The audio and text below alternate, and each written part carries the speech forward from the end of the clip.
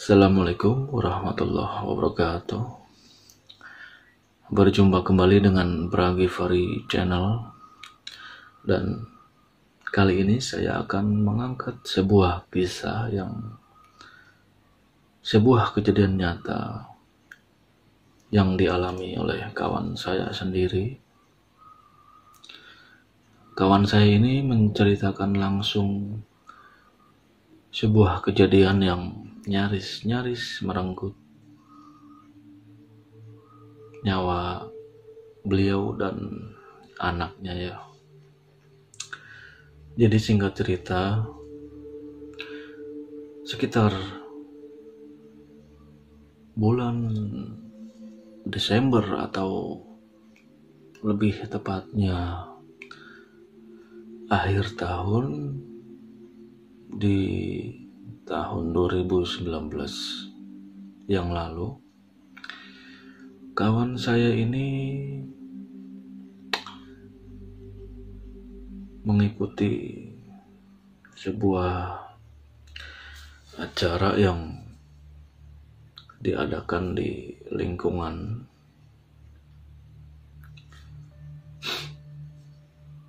jadi seperti acara rekreasi yang pergi ke pantai. Jadi pantai ini juga sudah familiar ya untuk warga kisaran Jakarta dan sekitarnya, ini sudah tidak asing lagi. Singkat cerita, jadi pada hari yang sudah ditentukan, rombongan ini berangkat dengan menggunakan 2 buah bus ukuran besar.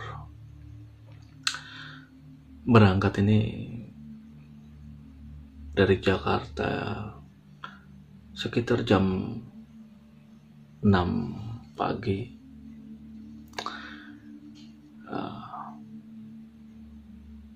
Lalu tiba di pantai tersebut kurang lebih jam setengah 11 siang ya. Ketika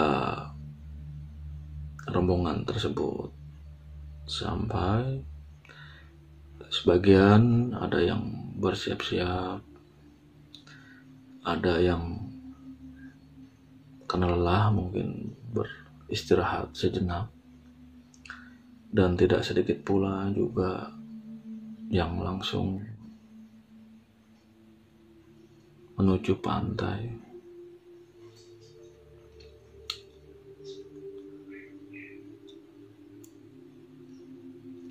Dan kebetulan pada waktu itu kondisi pantai ini dalam kondisi yang tidak terlalu ramai,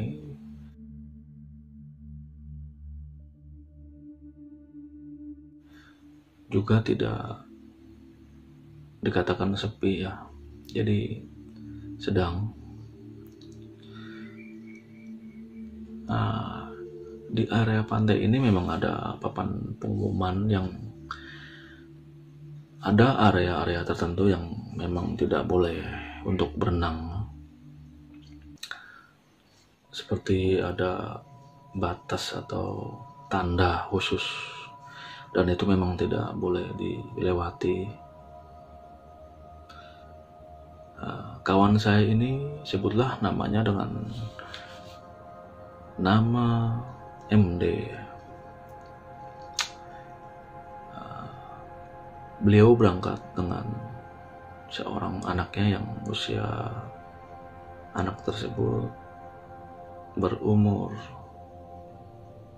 8 tahun dan juga beserta sang istri. Nah, ketika sampai ke pantai tersebut,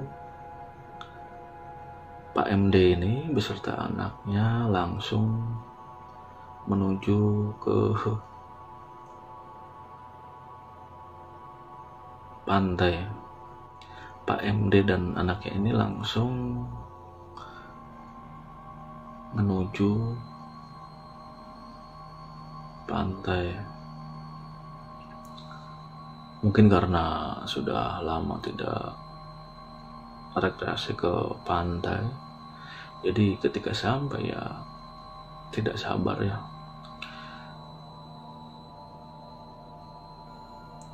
Nah, posisi yang berenang pada waktu itu memang ada beberapa.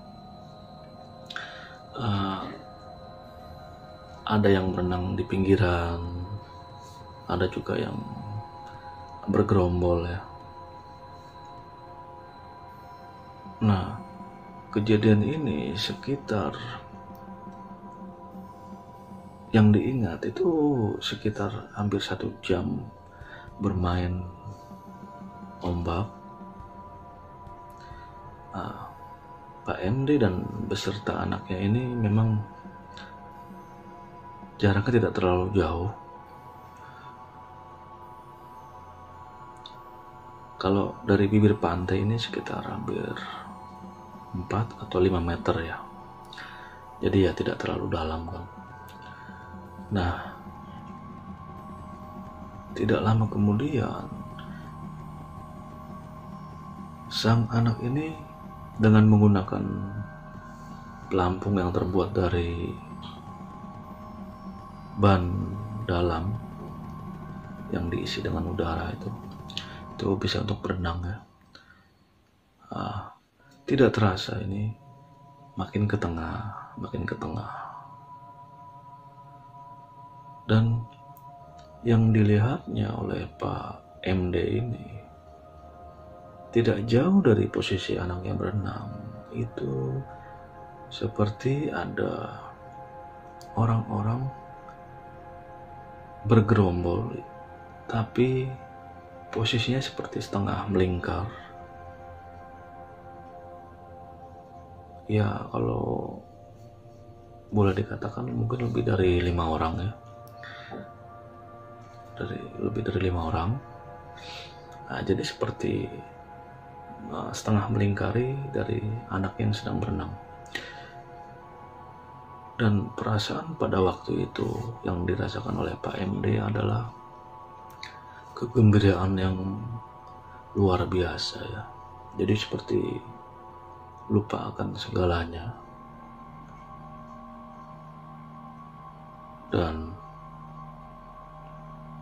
orang-orang tadi yang hampir boleh dikatakan seperti membuat lingkaran itu, ini seperti melambai ke arah Pak MD dengan jarak berkisar ini sekitar hampir, tidak jauh tapi sekitar hampir 5 meter ya. Dan di situ pun juga ada anak yang sedang berenang. Nah, tanpa disadari, Pak MD yang tanpa menggunakan pelampung ini menghampiri rombongan atau gerombolan orang tersebut yang sedang berenang. Nah, ketika hampir sampai ke rombongan tersebut atau gerombolan orang tersebut, ini dilihatnya anaknya yang dalam posisi di atas ban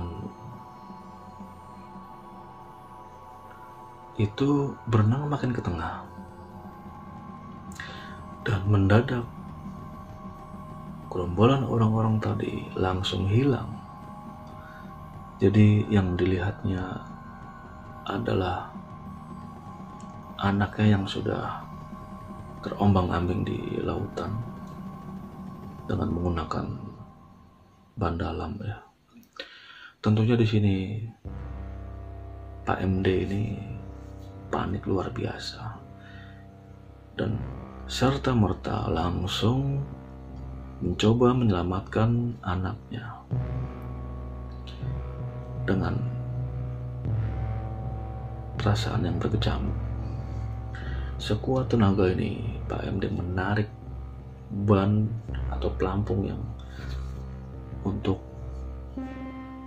berenang anaknya ini sekuat tenaga ditarik, dan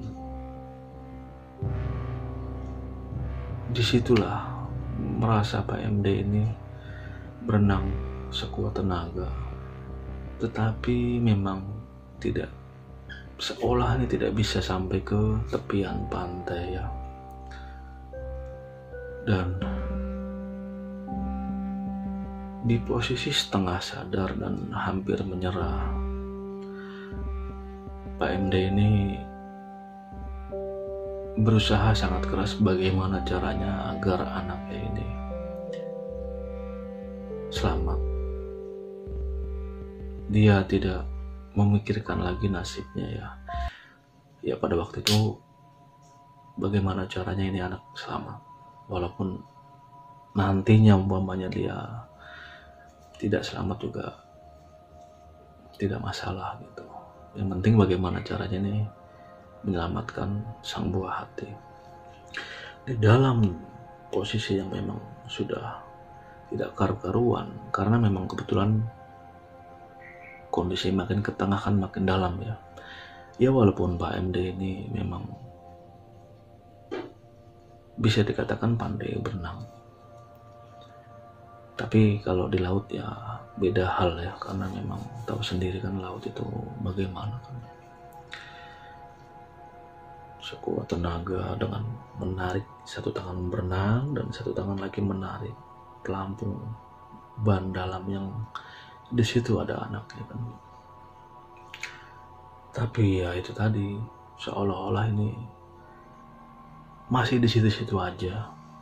Jadi boleh dikatakan ini seperti tidak bergerak ya, di situ-situ aja. Ada satu titik di mana Pak MD ini sudah menyerah dan suasana ini sudah, pandangan sudah buram, sudah gelap, kan timbul tenggelam dihajar dengan ombak ya. Nah, ditambah lagi dengan jeritan dan tangis anaknya yang tengah diselamatkan.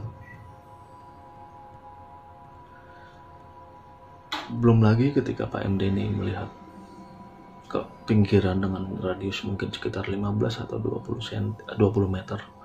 Ini orang di pinggiran sudah panik, ada yang teriak-teriak, ada yang menangis mungkin yang kedengaran Pak MD ini. Ya intinya sudah tidak peduli ya, karena kondisi Pak MD memang sangat tidak menguntungkan. Nah, ketika Pak MD sudah menyerah, tiba-tiba nih di belakang Pak MD ini ada yang menyenggram dan ada yang menarik. Alhamdulillahnya memang ada petugas yang berjaga di pantai tersebut dengan menggunakan speedboat ya. Ada 2 orang menggunakan speedboat. Yang satu speedboat menyelamatkan anaknya yang ada di ban. Nah, satu speedboat lagi menyelamatkan Pak MD. Lalu dibawa ke tepian pantai. Nah, serta merta ini istri dari Pak MD langsung menangis ya. Tapi Pak MD memang kondisinya pada waktu itu di tepian pantai udah pingsan. Sudah pingsan dan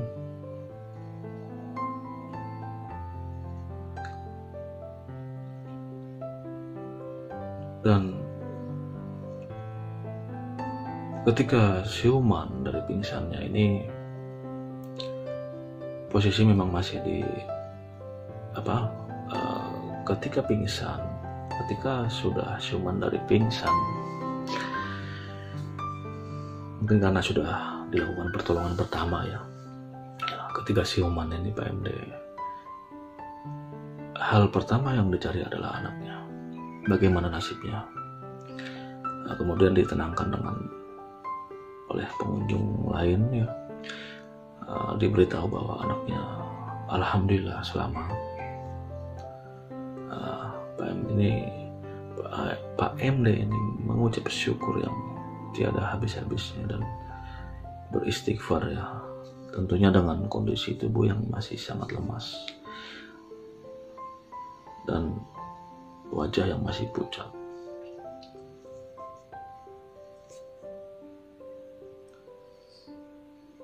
Dan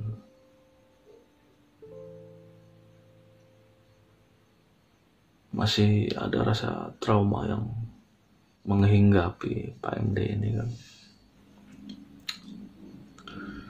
Jadi ketika kondisi sudah tenang dan sedikit bertenaga ini, Pak MD dipapah ya untuk membersihkan diri, kemudian diberikan hidangan atau penghangat tubuh. Ini langsung dipertemukanlah dengan anaknya. Mereka berdua ini saling menangis ya. Dan tidak lupa pula Pak MD ini mengucap syukur kepada Allah Subhanahu wa Ta'ala karena masih diberikan kesempatan untuk hidup.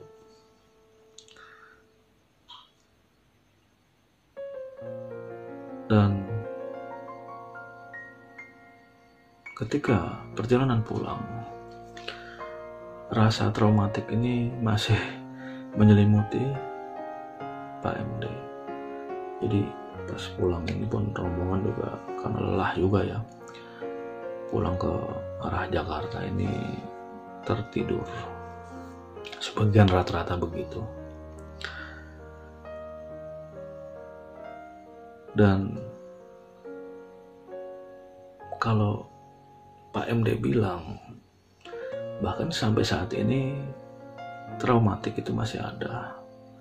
Untuk ke laut ini masih ada rasa takut, masih ingat kejadian waktu itu ya. Karena yang Pak MD ingat, ketika posisi sudah hampir menyerah, ini memang di bawah ini seperti ada banyak tangan yang seolah-olah menarik ya.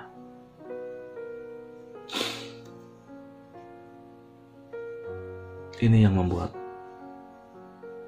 Pak MD sendiri seperti ada rasa trauma yang boleh dikatakan tidak mudah hilang. Ada something ya, ada sesuatu lain yang seperti menarik kan. Oh ya, di sini juga sebelum pulang Pak MD menemui petugas yang berjaga tadi dan menyelamatkan. Tidak lupa juga Pak MD ini ya mengucapkan sekedar terima kasih. Namun dengan tanpa mengurangi rasa hormat,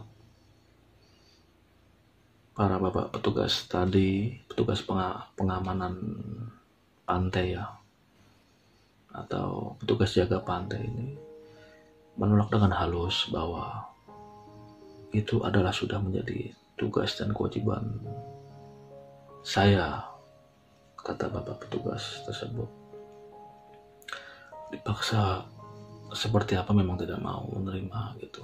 Dan di sini ada rasa terharu dan saling berpelukan ya. Itu. Jadi juga terima kasih kepada para bapak atau petugas penjaga pantai ya, istilahnya untuk kawasan yang rekreasi ini kan, karena kehadirannya memang benar-benar sangat urgent dan memang bisa istilahnya menolong para wisatawan yang terjadi musibah ya, itu dengan menyelamatkannya. Jadi kita apresiasi jasa dari para bapak penjaga pantai.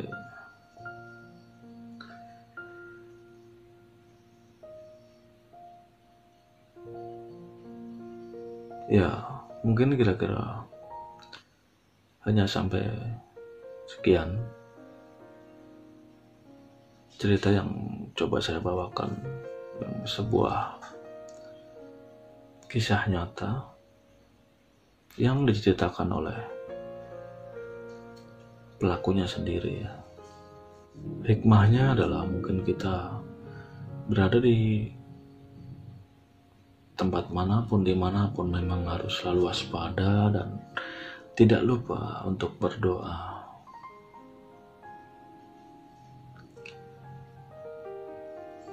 Karena namanya musibah bisa terjadi kepada siapapun, dimanapun dan kapanpun.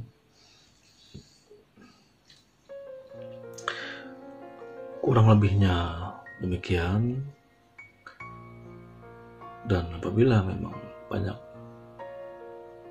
salah kata atau tingkah laku, mohon dibukakan pintu maaf yang sebesar-besarnya. Saya tutup. Wassalamualaikum warahmatullahi wabarakatuh.